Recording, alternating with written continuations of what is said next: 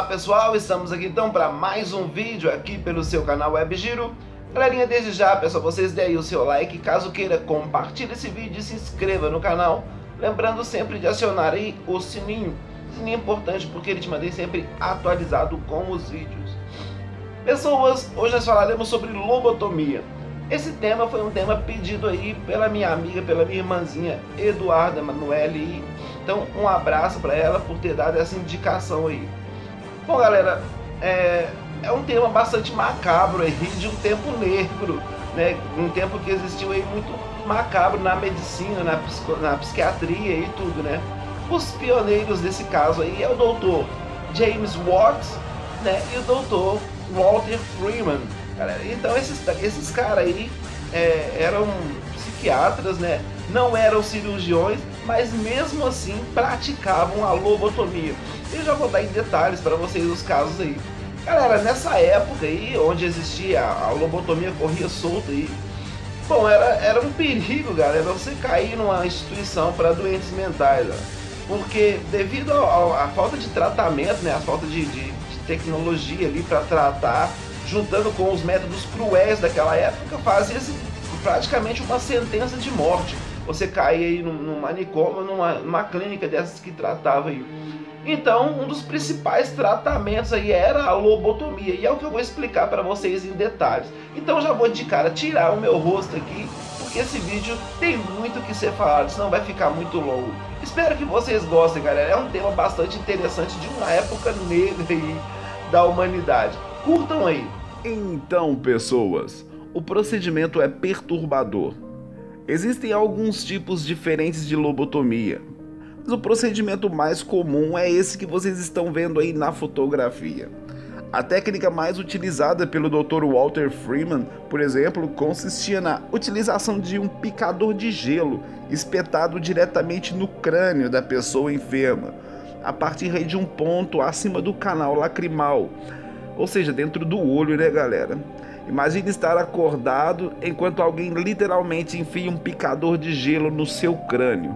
Nada mal, hein? A técnica era utilizada, galera, em crianças. A lobotomia não era utilizada apenas para casos muito severos de doenças mentais, como esquizofrenia, etc. As condições mentais hoje conhecidas como déficit de atenção, por exemplo, né, também eram tratadas dessa forma muitas vezes. Ou seja, se uma criança se negava a permanecer na escola, não guardava seus brinquedos e tinha aí problemas em prestar atenção, podia acabar na mão de algum desses maníacos aí com um picador de gelo. Agora vamos falar sobre os instrumentos cirúrgicos, que eram terríveis, né, galera? Olha essa foto aí, galera. Você pode tranquilamente imaginar que esses instrumentos pertencem a algum cientista e que poderiam causar sérios danos se utilizados de maneira equivocada.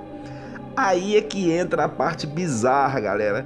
Esses equipamentos eram justamente os utilizados para realizar aí os procedimentos no cérebro. Acessar essa região do corpo humano, que não é nada fácil, né? Já que o crânio é um dos ossos mais fortes do nosso corpo. E isso, por si só, deveria ser um belo aviso de que não deveríamos estar mexendo por ali com ferramentas tão perigosas e com tão pouco treinamento, né? Mas as pessoas aparentemente não pensavam nisso aí naquela época.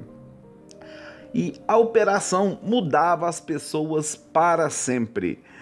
Se você quebra um osso ou faz um corte, mesmo que com alguma profundidade, você provavelmente ficará em repouso. Talvez tenha que passar por algumas intervenções cirúrgicas, mas é quase certo que voltará ao normal em breve.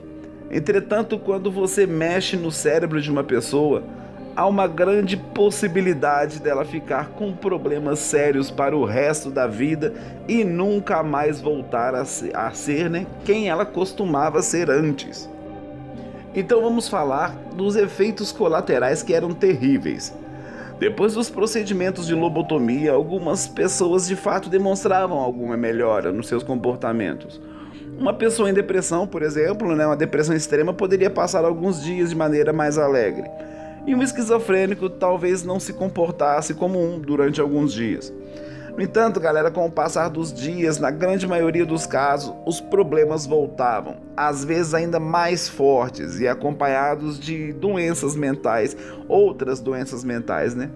O que é muito comum mostrar nos filmes aí são os choques elétricos, né? Então, muitas vezes o procedimento, né, já explicaram, também envolvia a utilização de choques elétricos. Isso mesmo, os pacientes recebiam descargas elétricas nos cérebros. E o que deixa isso mais bizarro é que isso, por vezes, era feito com o paciente acordado, galera. Muitos filmes mostram isso, né? Vamos falar sobre o caso de Rosemary Kennedy. A irmã do ex-presidente americano John Kennedy, Rosemary Kennedy, apresentava problemas de aprendizagem, costumava apresentar comportamentos violentos e passava por fortes depressão. Por tudo isso, acabou sendo submetida ao procedimento de lobotomia.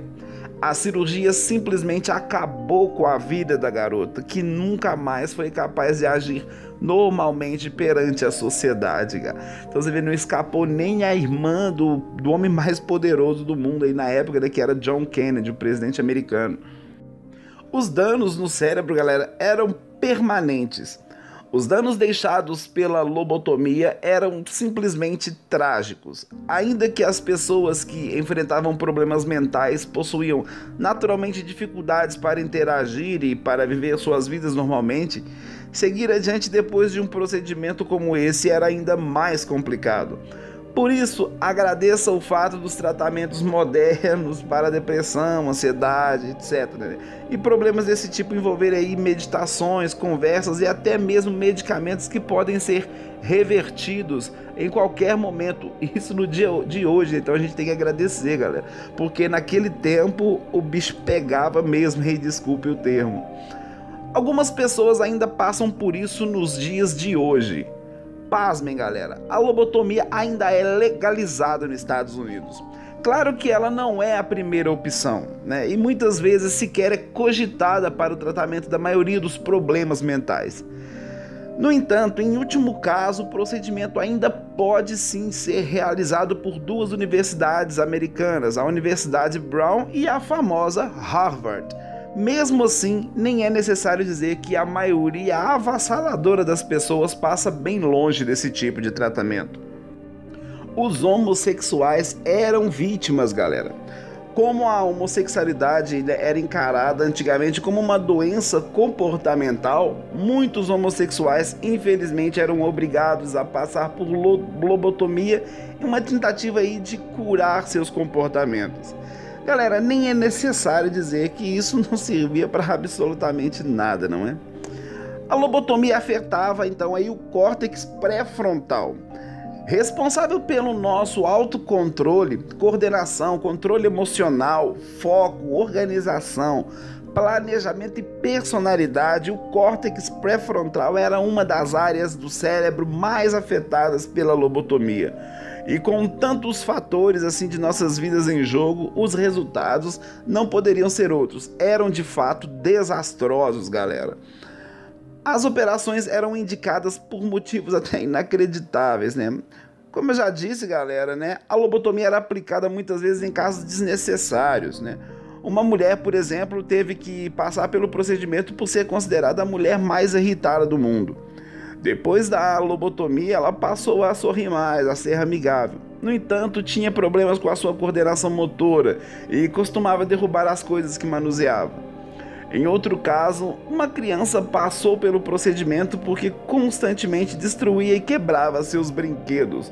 Nossa senhora, ainda bem que o meu sobrinho vive nos tempos de hoje, não naquela época, né? Depois da cirurgia, a criança passou a fazer isso com menos frequência, mas apresenta muita confusão. Os resultados, então, galera, eram chocantes, né? Como é possível ver aí nessa imagem, nessa foto aí, após as cirurgias, algumas partes do cérebro simplesmente deixavam de existir e o órgão muitas vezes era deformado. Como alguém em sã consciência, galera, poderia acreditar que mutilar o cérebro era a solução para curar alguém? A saber, né? As mulheres, galera, eram as principais vítimas.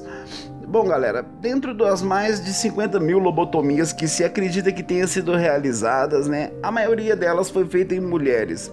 Isso pode ser explicado pelo fato de que, infelizmente, ao longo da história, as mulheres tiveram vários moldes e padrões com os quais deveriam se encaixar. Se mostrassem infidelidade aos maridos ou comportamento promíscuo, por exemplo, elas podiam ser consideradas insanas. Por isso, muitas mulheres que fugiam dos padrões, na maioria das vezes era puro preconceito, né? Criado aí pelos homens, né? Podiam então acabar sim passando por essas operações aí, né? As gurias sofriam também na época, né? Mas hoje então, como eu digo sempre nos vídeos aí, nós tivemos uma evolução. Então esse foi o vídeo pedido pela Eduarda. Então um beijo no coração, já já eu volto trazendo outros vídeos. Tchau, tchau!